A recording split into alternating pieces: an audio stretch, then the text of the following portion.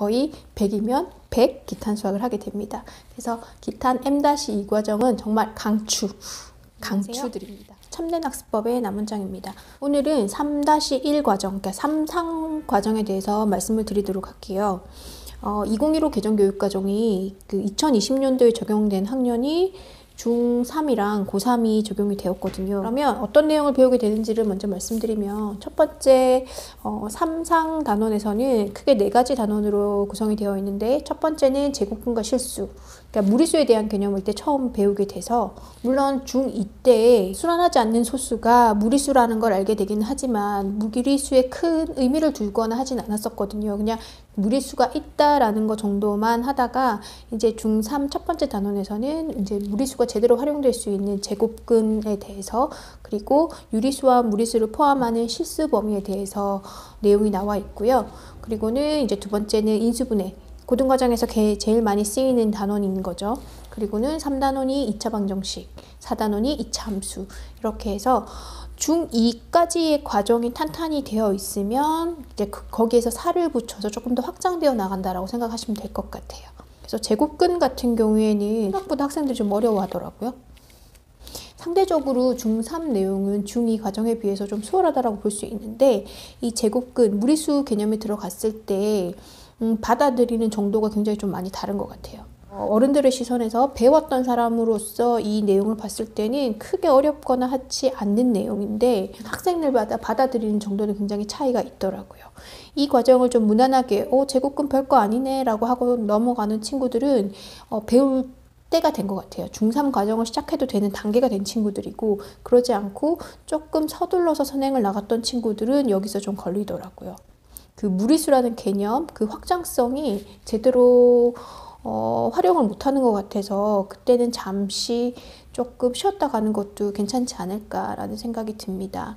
그리고 이제 임수분해 같은 경우에는 뭐 말이 필요하지 않을 정도로 굉장히 중요한 내용이고, 곱셈 공식을 이제 반대로 쓰는 경우니까 많은 훈련도 필요로 하지만 곱셈 공식에 대한 이해가 정확해야 이 과정을 할 수 있겠더라고요. 중1 같은 경우에는 기탄 수학의 K1단계와 K4단계 추천을 드렸었고, 중2 같은 경우에는 기탄 수학의 L 과정의 2단계 등식의 변형인데, 지금 현재로서는 중2에 그렇게 중요한 내용은 아니지만 어차피 고등과정 가서 또 해야 되는 부분이니까 여유가 될 때 이 과정을 꼭 했으면 좋겠다라고 말씀을 드렸고, 그 M2단계가 인수분해거든요. 쉬운 인수분해부터 해서 약간 복잡한 인수분해까지 다 들어가 있으니까 고등수학을 염두에 두신다면 다른 과정은 아니더라도 기탄 수학의 M-2 과정, 인수분해는 꼭 했으면 좋겠다는 생각이 듭니다.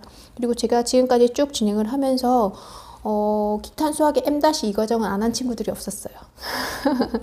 보통은 잘하는 친구들이거든요. 그래서 굳이 연산은 저는 기타는 안 해도 될 거예요 했던 친구들은 뭐 K단계, L단계는 다 그냥 넘어왔는데 M 과정에서는 다 했습니다.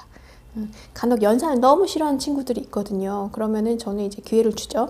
그러면 연산 없이 네가 어느 정도 해결하는지 보고 그게 안 됐을 때는 기탄을 하자라고 이렇게 제안을 해서 진행을 하면 거의 100이면 100 기탄 수학을 하게 됩니다. 그래서 기탄 M-2 과정은 정말 강추드립니다. 큰 3단원에는 2차 방정식인데, 중1 때 1차 방정식, 중2 때 연립 방정식, 이제 3학년 때는 2차 방정식인데, 근데 2차 방정식이 이제 고등과정에서 다시 반복되어서 나오기 때문에 좀 하시면 좋을 것 같고, 특히 이제 2차 방정식 활용 같은 경우에 해결 방법은 인수분해나 근해 공식을 사용하겠지만, 그러지 않고 이제 식을 세우는 부분이기 때문에 이 부분이 좀 안 되는 친구들은 앞서 배웠던 1차 방정식 활용, 연립 방정식 활용을 다시 한번 점검해 볼 필요가 있을 것 같아요. 그리고 이제 마지막 단원은 2차 함수.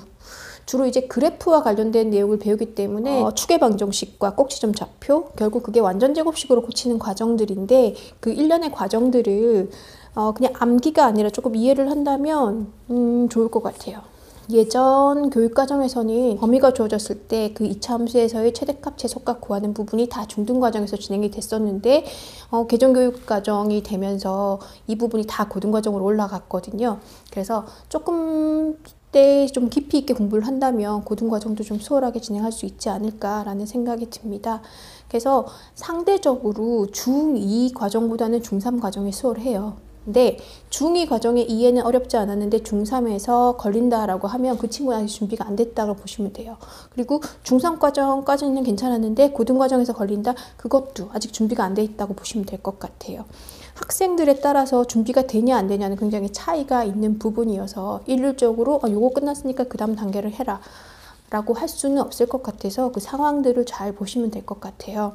제가 지난 영상에서도 한번 말씀을 드렸었는데 쭉 잘 하다가 어떤 단계에서 걸리는 과정이 있거든요. 앞선 과정들에서 분명히 어떤 문제가 있기 때문에 걸리는 부분이니까 시간을 통해서 그 앞 과정을 점검할 수 있는 시간을 가지면 좋을 것 같아요. 그러지 않고 좀 걸리는 부분인데 그거를 시간을 두세 배를 들여서 막 노력을 한다고 다 소화시킬 수 있는 내용은 아니거든요. 그래서 지나치게 성급하게 진도라든지 이런데 급급해 연연해 하지 않으셨으면 좋겠어요.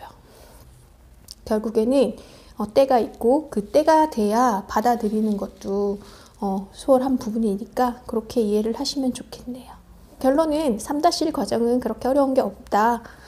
차근차근 준비를 하면 되고 깊이 있게 공부를 한다면 나중에 고등과정 가서 조금 수월하겠다라는 말씀을 전해드리도록 하겠습니다. 네, 오늘 제 영상은 여기까지고 다음에 중3-하 과정으로 인사드리도록 하겠습니다. 감사합니다.